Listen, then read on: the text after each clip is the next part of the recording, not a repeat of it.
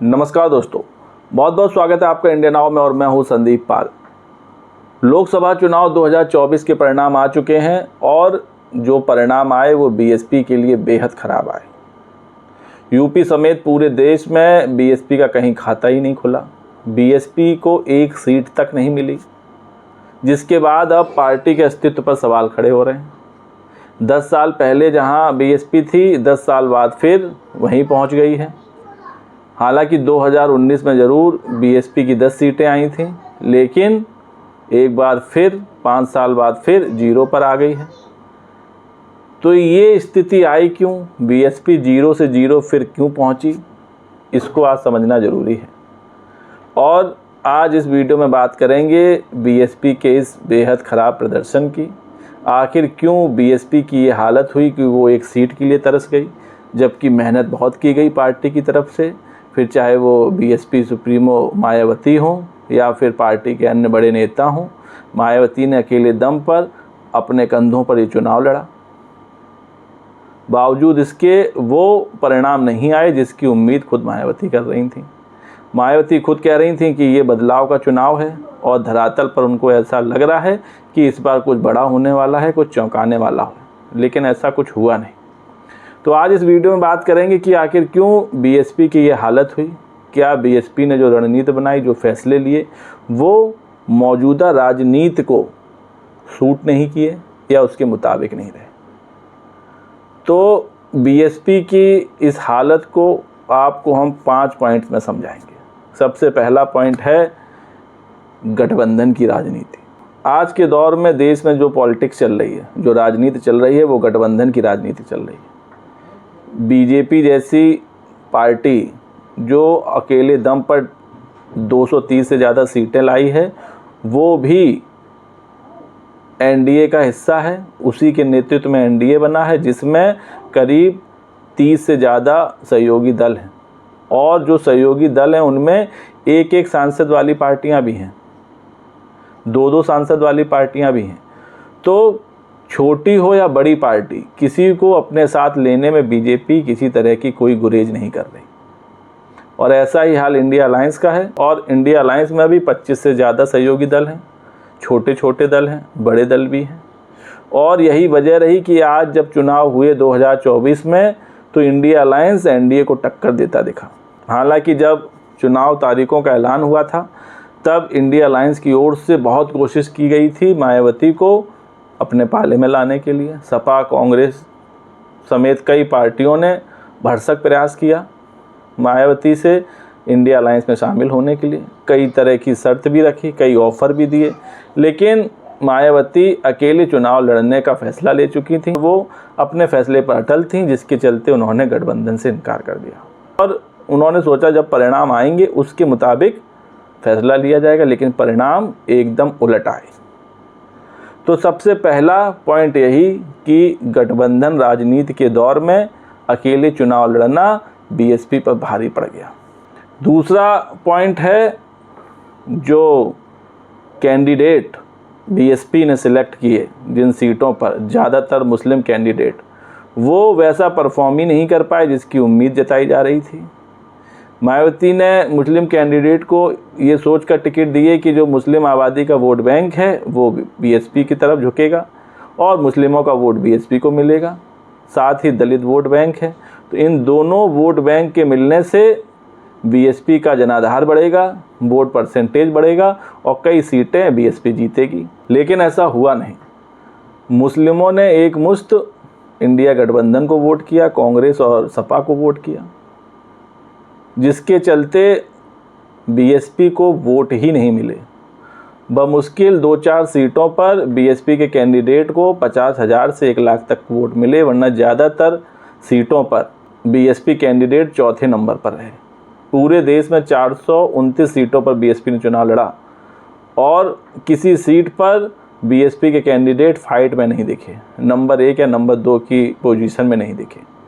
ये भी एक बहुत बड़ा रीज़न रहा मुस्लिम कैंडिडेट पर ज़्यादा भरोसा करना और ज़्यादा तादाद में उनको टिकट देना। ये बात खुद आज मायावती ने भी स्वीकारी है और उन्होंने भी कहा है कि मुस्लिम कैंडिडेट पर भरोसा करना भारी पड़ गया। और तीसरा पॉइंट है बीएसपी का वो वोट बैंक जिस पर पार्टी दशकों से विश्वास करती आ रही है, जो हमेशा पार्टी का मजबूत हिस्सा रहा है, बैकबोन रहा है। आज वही दलित वोट बैंक बीएसपी से छिटक गया है। जिस दलित वोट बैंक को समेटने के लिए बीएसपी ने अकेले दम पर चुनाव लड़ने का ऐलान किया, अकेले चुनाव लड़ा, वो दलित वोट बैंक चुनाव में बीएसपी के साथ कहीं खड़ा दिखाई नहीं दिया। सोशल मीडिया पे बहुत एक्टिव हैं बीएसपी के समर्थक, लेकिन जब वोट देने की बारी आती है तो पता नहीं वो उनको क्या हो जाता है, वो वोट कहाँ चला जाता है। सोशल मीडिया पर बहुत एक्टिव हैं, रैलियों में लाखों की तादाद में बीएसपी के समर्थक पहुंचते हैं। क्या सिर्फ मायावती को देखने और सुनने के लिए पहुंचते हैं? आखिर क्यों बूथ पर पहुंचकर उनका वोट बीएसपी को नहीं जाता है? जबकि यूपी में 22% से ज़्यादा दलित वोट बैंक है, पंजाब में 32% से ज़्यादा वोट बैंक है। देश का कोई ऐसा राज्य नहीं है जहाँ दलित वोट बैंक ठीक ठाक ना हो। अगर वो दलित वोट बैंक बीएसपी को मिलता रहे तो हर स्टेट में बीएसपी की सीटें आएँ, लेकिन अब वो दलित वोट बैंक खिसक गया। और जो 2024 में हालात रहे उसके बारे में भी जान लीजिए। जो दलित वोट बैंक 2019 में करीब 19% मायावती की पार्टी के साथ था, वो 2024 में घटकर 9% पर आ गया। यही दलित वोट बैंक कभी 23 से 24% बीएसपी के साथ खड़ा होता था, अब वो आधे का आधा हो गया, 9% पर चला आया। मतलब बीएसपी का कोर वोट बैंक ही बीएसपी के साथ नहीं है, उसमें भी दरार पड़ गई है। तो दलित वोट बैंक का बीएसपी के साथ ना आना ये भी एक बहुत बड़ा सेटबैक रहा बीएसपी के लिए। और चौथा पॉइंट है, बीएसपी जिन मुद्दों पर लड़ी वो मुद्दे कारगर साबित नहीं हुए। दरअसल इंडिया अलायंस जो शुरुआत में बेरोजगारी, रोजगार, नौकरी के लिए बातें कर रहा था, बीच चुनाव में पासा पलट गया। चुनाव पहुंच गया संविधान, लोकतंत्र की रक्षा, संपत्ति, हिंदू मुस्लिम पर। और विपक्ष ने, खासतौर से इंडिया अलायंस ने, संविधान और लोकतंत्र बचाओ को लेकर जिस तरह चुनाव लड़ा उससे भी काफ़ी फ़ायदा हुआ। वहीं बीएसपी ने चुनाव बुनियादी मुद्दों पर लड़ा, जनता के मुद्दों पर लड़ा, जिसमें बेरोजगारी, नौकरी, समानता जैसे तमाम मुद्दे थे। इलेक्टोरल बॉन्ड का मुद्दा भी उठाया, लेकिन संविधान और लोकतंत्र बचाओ का मुद्दा इस चुनाव पर हावी पड़ गया। और यही वजह रही कि इंडिया अलायंस को ठीक ठाक सीटें आ गईं, यूपी में सपा की बहुत अच्छी सीटें आ गईं। तो कहीं ना कहीं मुद्दों से भी पार्टी भटक गई और उन मुद्दों को ग्रैप नहीं कर पाई, पकड़ नहीं पाई जिन पर चुनाव दौड़ रहा था, चल रहा था। अगर उन मुद्दों पर बीएसपी भी लड़ी होती तो शायद नतीजे और निष्कर्ष कुछ अलग होता। एक तरफ यूपी में जहां सपा पीडीए के फॉर्मूले पर चुनाव लड़ा, पिछड़ा, दलित, अल्पसंख्यक, वहीं बीएसपी ने चुनाव सोशल इंजीनियरिंग को लेकर लड़ा, समाज के ताना बाना को बुनकर लड़ा, उसी के तहत कैंडिडेट उतारे गए। और जो इंडिया अलायंस है उसने यूपी में चुनाव पीडीए के तहत लड़ा। और यही वजह रही कि इस बार के चुनाव में सपा ने मुस्लिमों को बहुत कम टिकट दिए, महज 4 सीटों पर मुस्लिमों को उतारा। और यादव, जो उनकी खुद की जात है अखिलेश यादव की, उसमें भी सिर्फ अपने परिवार को छोड़कर किसी यादव को टिकट नहीं दिया। और इस बार टिकट दिया पिछड़ा, दलित और अल्पसंख्यकों को। और ये फॉर्मूला हिट कर गया, काम कर गया, जिसकी वजह से सपा को इतनी सीटें आईं।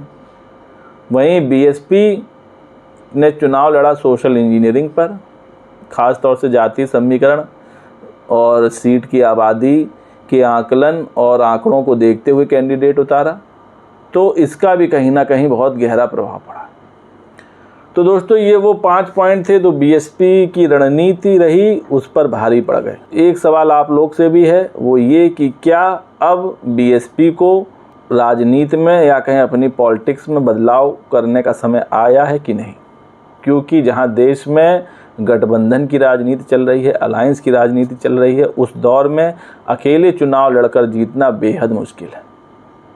तो अब बीएसपी के भविष्य को देखते हुए आगामी चुनावों को देखते हुए बीएसपी को भी कुछ कठोर निर्णय लेने होंगे और साथ ही साथ गठबंधन वाली राजनीति को अपनाना होगा, क्योंकि आज की तारीख में देश में कोई ऐसी पार्टी नहीं जो अकेले दम पर चुनाव लड़ सके।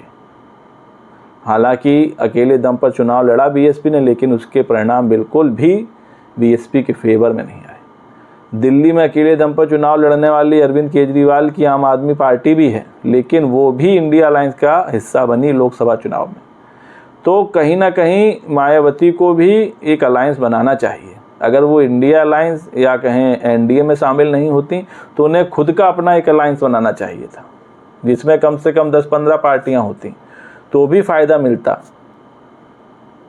और सबसे बड़ी बात, अगर मायावती की पार्टी इंडिया अलायंस के साथ मिलकर चुनाव लड़ती तो इसमें कोई दो राय नहीं कि बीएसपी बहुत अच्छे परिणाम भी लाती और बहुत अच्छा रिजल्ट आती।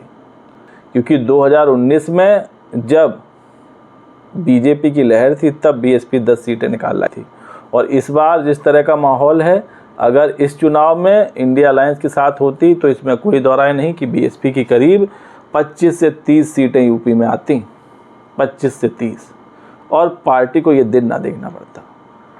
तो खैर, अब तो नतीजे आ गए। अब सांप निकलने के बाद लाठी पीटने से कुछ होना नहीं है। तो अब तैयारी करनी है 2027 की। उसमें अब पार्टी को भविष्य की रणनीतियां बनानी है, उसी पर अमल करना है।